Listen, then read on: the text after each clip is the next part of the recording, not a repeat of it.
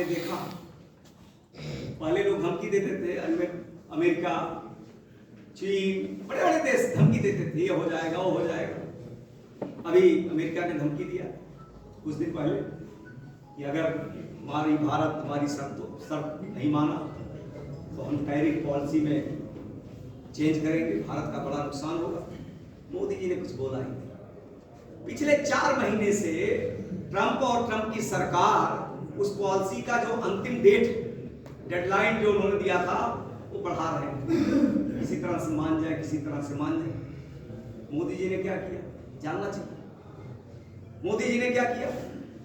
हिंदुस्तान सबसे बड़ा चावल सप्लायर अमेरिका का, बासमती से लेकर के तमाम अमेरिकन जितना खाया 40% चावल सप्लाई हिंदुस्तान से। मोदी जी ने सप्लाई दी, बोला कुछ नहीं। उन्होंने कहा, अमेरिका ने कहा रूस से अगर तेल हिंदुस्तान खरीदेगा तो हम हिंदुस्तान के ऊपर एक प्रतिबंध लगा देंगे। मोदी जी ने कुछ नहीं बोला। उनका जवाब किसने दिया? उधर कौन जवाब दे रहा है? रूस। उधर कौन जवाब दे रहा है? राष्ट्रपति। और यहां जवाब दे रहा है एक IAS अधिकारी। मोदी जी ने एक IAS अधिकारी से कहा कि तुम जवाब दे दो, तुमको जो करना हो करो, मैं उससे तेल ले रहा हूं, आगे भी मैं तेल ले रहा हूं। आज हिंदुस्तान की ताकत इतना बढ़ गई है। आज एक फोटो आप देखे होंगे, आज कि पहले बगल में एक देश है मालदीव, वहां नारा लगता था पहले, मतलब 1.5-2 साल पहले, इंडियन गो बैक। और आज जब कल प्राइम मिनिस्टर वहां पर पहुंचे तो वहां का जो सेना का मुख्यालय बना है, उस सेना के मुख्यालय पर बहुत बड़ी तस्वीर हिंदुस्तान के प्रधानमंत्री की लग करके स्वागत।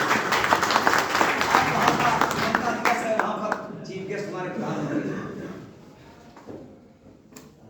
जी ने कुछ नहीं किया, थोड़ा सा वो इधर उधर की चाल चलना शुरू किया। प्रधानमंत्री जी बगैर बोले गए लक्षद्वीप में और वहां समुद्र में 3-4 बार स्नान करके थोड़ा पूजा पाठ कर लिए। वहां की अर्थव्यवस्था क्या है मालदीव की? पर्यटन टूट गया, मजबूरन उनको घुटनों पर टेकना पड़ा। तो आज हिंदुस्तान इतना ताकतवर बन गया क्योंकि श्रद्धेय अटल बिहारी वाजपेयी जी ने मां भारती की सेवा का, भारत मां की सेवा का संकल्प लेकर के पूरा जीवन लगा दिया था।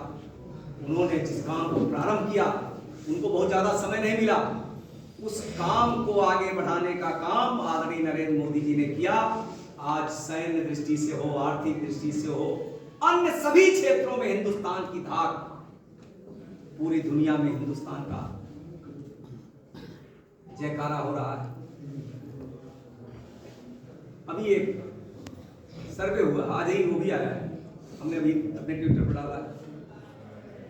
लगातार पिछले 10-12 वर्षों, 8-9 वर्षों से हिंदुस्तान के प्रधानमंत्री दुनिया में लोकप्रियता में, और लोकप्रियता का मूल्यांकन दुनिया क्यों करता है? आपकी ताकत से। प्रधानमंत्री जी दुनिया में नंबर 1 है, आज भी वो नंबर 1 आए हैं। 75% लोगों ने उनको,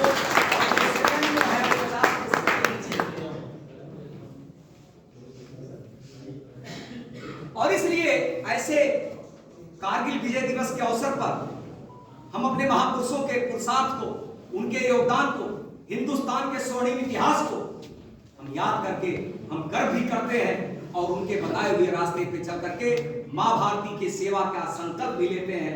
मुझे लगता है इस अवसर पर हम सबको भारत मां को कैसे सशक्त बनाया जाए, कैसे मजबूत बनाया जाए, भारत मां की रक्षा के लिए, भारत मां की सेवा के लिए हम क्या काम कर सकते हैं, क्या योगदान दे सकते हैं, इस दिशा में हम सबको मिल करके काम करना चाहिए। हम सबको आज के शुभ अवसर पर संकल्प लेना चाहिए। मेरे पास बहुत ज्यादा लिख करके पार्टी से आया है, मैं इसमें पढ़ूंगा तो बहुत सारे अध्यक्ष जी दे देंगे, पढ़ने लायक है, बहुत अच्छी जानकारी मिलेगी। लेकिन मेरा स्वभाव है कि मैं पहले तो पढ़ लेता हूँ और भाषण करते समय मैं पढ़ता हूँ तो फिर वो रख नहीं पाता हूँ। बहुत अच्छी अच्छी जानकारियाँ हैं इसमें कि कारगिल युद्ध के बाद भारत सरकार ने जो समिति बनाई उसने क्या क्या सुझाव दिया, ये सारा डिटेल कुछ बात मैंने महत्वपूर्ण बताई है। CDS का सुझाव उसी समय आया था कि CDS की एक नियुक्ति की जाए जो तीनों सेनाओं में समन्वय किया जाए। तो ऐसे कई महत्वपूर्ण बातें हैं। मुख्य रूप से हम सबको अपने देश के स्वर्णिम इतिहास को, अपने देश के महापुरुषों के इतिहास को, हम अपने परिवार में भी कोई अच्छा काम करता है तो उसको जीवन भर याद करते हैं।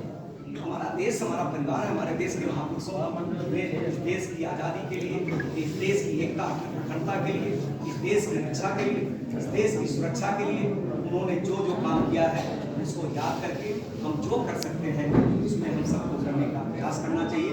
मैं इस अवसर पर फिर एक बार कारगिल में शहीद हुए अपने देश के वीर सपूतों को अपनी तरफ से, आप सबकी तरफ से श्रद्धासुमन अर्पित करता हूँ, अपनी श्रद्धांजलि देता हूँ।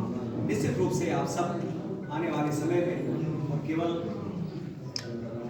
देश की सीमाओं पर ही खतरा नहीं, उसकी भी सुरक्षा जरूरी है, अपने अगल बगल भी सुरक्षा जरूरी है।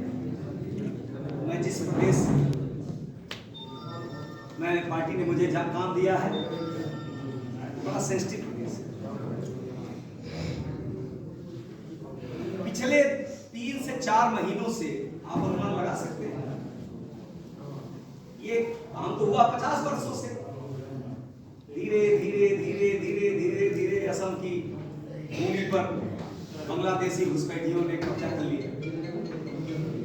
लेकिन जब एक व्यक्ति की इच्छा शक्ति होती है, हमारी सरकार ने, हमारे मुख्यमंत्री ने कितना जमीन खाली कराया पता? 3 महीने में कितना खाली कराया? 19 लाख बीघा जमीन। कितना?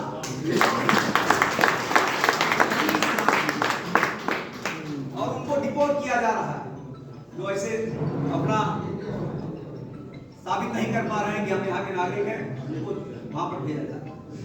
ये खतरा केवल वहां नहीं, ये खतरा केवल वहां नहीं, ये खतरा हर जगह। हम हिंदू मुस्लिम की बात नहीं करते, हमारे जो मूल यहाँ के हैं उनका स्वागत है। लेकिन जो बांग्लादेशी हैं, अलग अलग प्रदेशों से आकर के यहाँ पर कब्जा कर रहे हैं, ध्यान देने की आवश्यकता है। हम जब चाय चौराहे पीते हमको भी अच्छा लगता था, कचहरी में कभी बैठ गए, काली काली चाय, उसमें बहुत अच्छा मसाला डाल के पिलाते थे, कभी पिलाते। आप देखिए भैया कौन है, बाद में मुझे पता चला, मैंने पूछा, मैं पीना बंद कर दिया। आप जाइए कचहरी चौराहे पे, बहुत शानदार बॉम्बे जूस का खाना, उसका ही शोरूम है बस्ती। कौन है? उनका पता ही नहीं है कहाँ के। बात हिंदू मुस्लिम की नहीं है। धीरे धीरे धीरे आप ही जाएंगे, आपको अच्छा लगेगा। हम छोटी छोटी बात पर बात ध्यान देते नहीं। उनका एड्रेस पता करके मैंने पुलिस से कहा था, लेकिन पुलिस अपना काम कर रही है, कितने तेज करती है सब जानते हैं। मैंने शिकायत किया, जांच तो कर लीजिए।